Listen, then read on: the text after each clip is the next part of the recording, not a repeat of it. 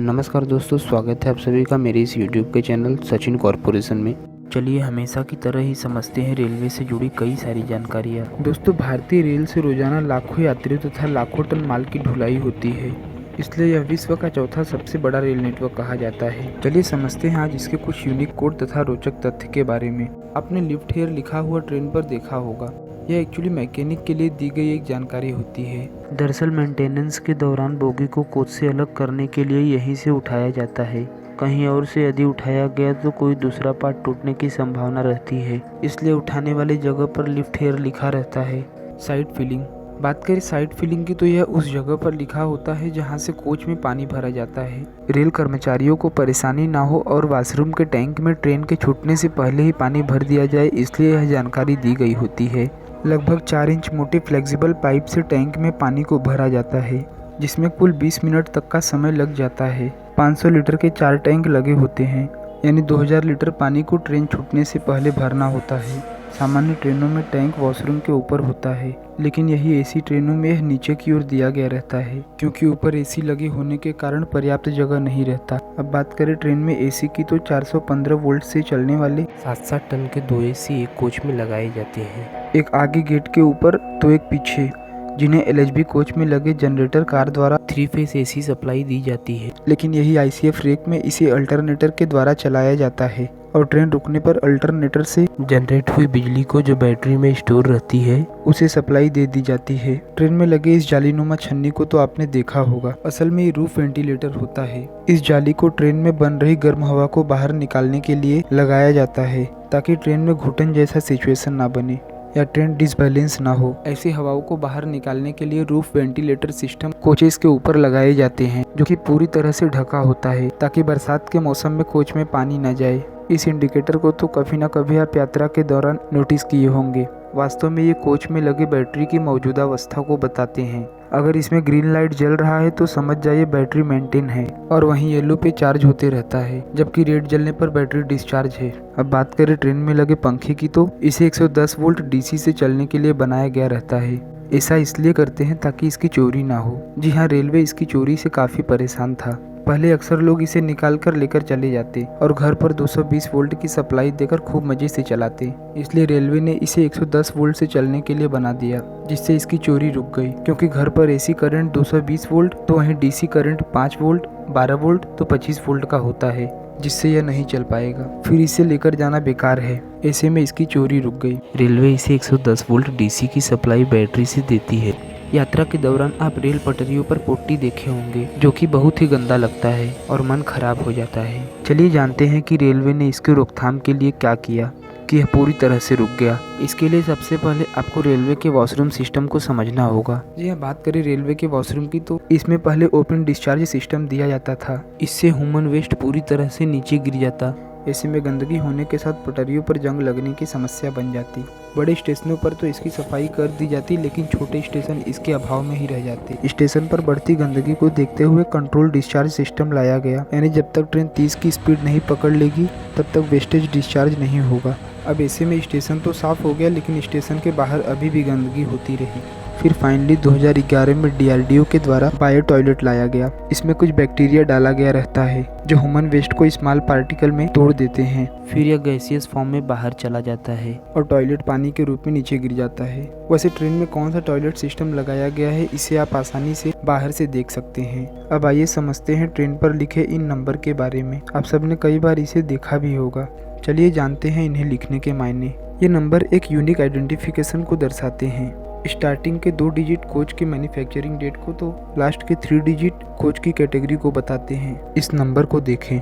Starting के यहाँ 2 digit 13 बता रहे हैं कि यह कोच कब बना है, यानी 2013 में इसकी मैन्युफैक्चरिंग हुई है। तो वहीं लास्ट के 3 डिजिट 328 कोच की अवस्था को बता रहे हैं, यानी यह एक स्लीपर कोच है। हम आपको बता दें कि अगर लास्ट का 3 डिजिट 1 से 200 के बीच का है तो कोच एसी है। वहीं लास्ट में नंबर 200 से 400 के बीच का रहेगा तो यह स्लीपर कोच को दर्शाता है। नंबर 400 से 600 के बीच का रहने पर जनरल कोच, तो वहीं 600 से 700 तक के बीच का नंबर चेयर कार को दिखाता है। और यही नंबर 700 से 800 तक के बीच का रहा तो सीटिंग कम लगेज को इंडिकेट करता है। यानी एसी कोच में आधा बैठने का तो आधा लगेज का जगह दिया गया रहता है। और फाइनली लास्ट का 3 डिजिट 800 से ज़्यादा रहा तो यह कोच पेंट्री कार या जनरेटर कार रहेगा। यह ICF और यह LHB कोच है। चलिए समझते हैं रेलवे अब ICF कोचेस को हटाकर LHB कोच क्यों लगा रही है।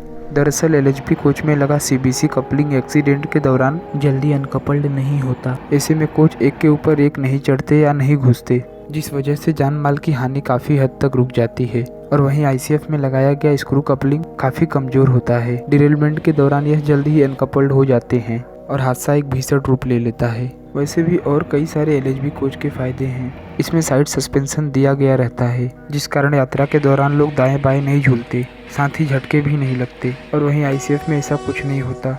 ICF के कई सारे एक्सीडेंट को तो आपने देखा ही होगा, जिसमें मरने वालों की संख्या LHB डिब्बों के कंपैरिजन में बहुत ज़्यादा रहता है। अभी कुछ ही साल पहले 2016 में हुए इंदौर पटना रेल एक्सीडेंट देख लीजिए, जिसमें ICF डिब्बे होने की वजह से लगभग 115 लोगों ने अपनी जान गंवा दी थी। और आज हो रहे LHB कोच के एक्सीडेंट में मात्र 3 से 4 यात्री ही मरते हैं।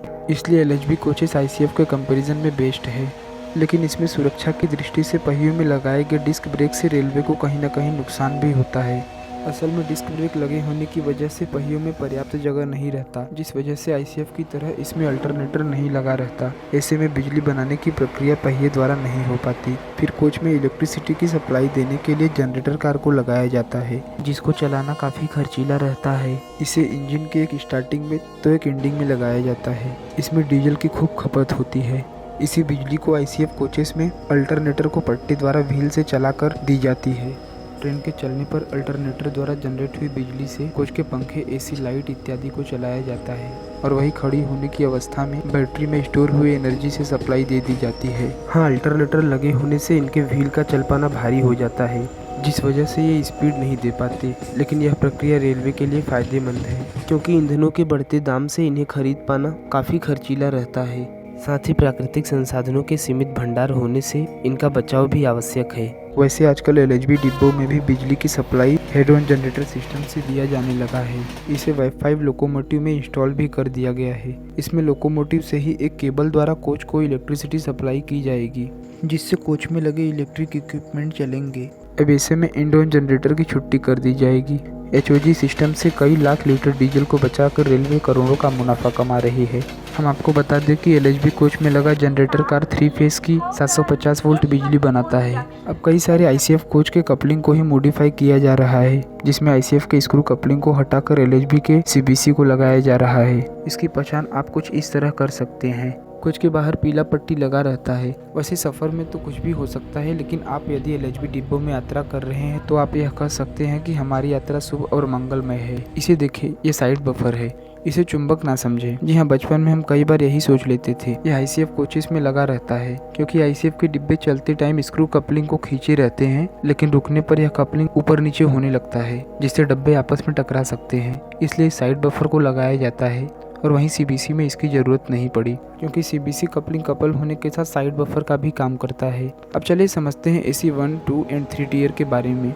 असल में कोच के क्लासिफिकेशन को बताते हैं। रेलवे एक ही ट्रेन में कई सारे तरह के डिब्बे को लगाकर यात्रियों को सुविधाएं देती है, जैसे जनरल कोच यानी सामान्य डिब्बा जो कि खचाखच भरा रहता है, और स्लीपर कोच जिसमें सोने की व्यवस्था दी जाती है। सामान्य और मिडिल क्लास के लोग जनरल और स्लीपर क्लास से अच्छी तरह से परिचित होंगे, लेकिन कई लोगों को फर्स्ट AC, सेकंड AC और थर्ड AC क्लास में अंतर के बारे में कम जानकारी होगी।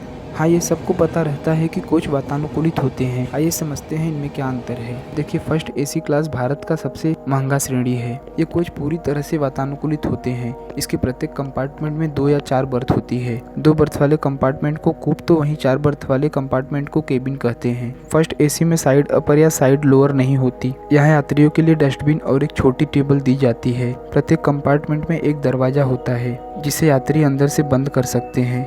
ट्रेन में अटेंडेंट को बुलाने के लिए प्रत्येक कंपार्टमेंट में एक खास बटन होता है। सीट बेहद लग्जरी रहता है। खाने का मेनू सेकंड और थर्ड AC से अलग रहता है।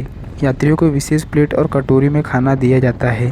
अब बात करें सेकंड AC की, तो यह फर्स्ट AC से सस्ता और वहीं थर्ड AC से महंगा रहता है। सुविधाएं भी फर्स्ट AC से कम तो थर्ड AC से ज़्यादा रहता है। प्रत्येक कंपार्टमेंट में पर्दे दिए गए रहते हैं और सीट लग्जरी होती है। यात्रियों को तकिया, चादर और कंबल दिया जाता है।